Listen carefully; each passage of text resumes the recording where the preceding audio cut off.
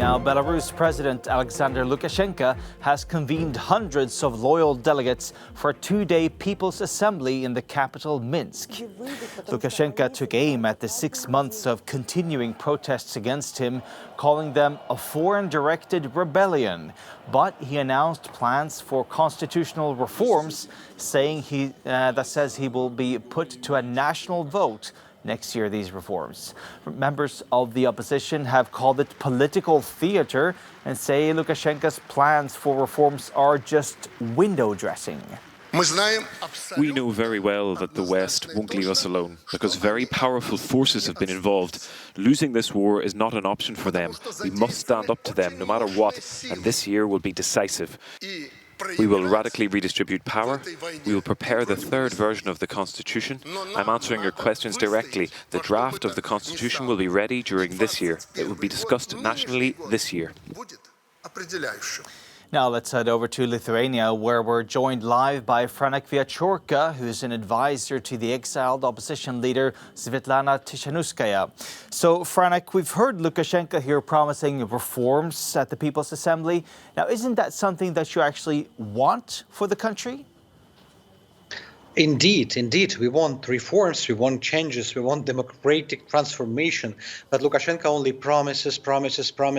And you could see today he organized North Korea-style gathering with 2,700 loyalists. No critiques, no discussion, only Lukashenko and pro-Lukashenko speeches and statements. And I don't think he's actually going to conduct any reforms or make any concessions. He's clinging on the power with all the power he has left. Now, with many of the people in the opposition who are now in exile, and these protests are in their month number 6, are you able to actually continue the momentum of these protests? We are trying to be in touch with the people on the ground, but it's very difficult because every day one of my friends got jailed. I counted recently 81 persons from my friends list are in prisons right now. Some of them are sentenced already to 3 and 5 years of prison.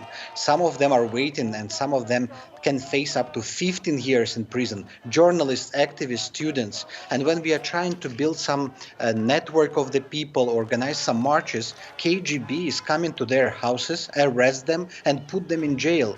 So basically, Lukashenko moved Belarus from authoritarianism to totalitarianism in 6 months. I must say it's one of the last free countries, perhaps, in the world.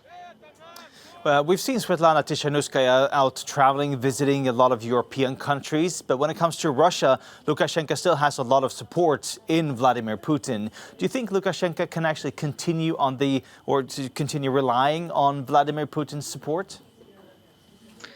I think Lukashenko is trying to trade independence to political support of Vladimir Putin.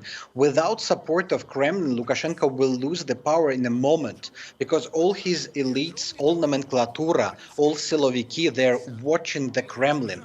While Kremlin supports Lukashenko, they will be with Lukashenko. When Kremlin says, stop support Lukashenko, there will be flip. There will be split of the elites. So Lukashenko is trying to appease Putin.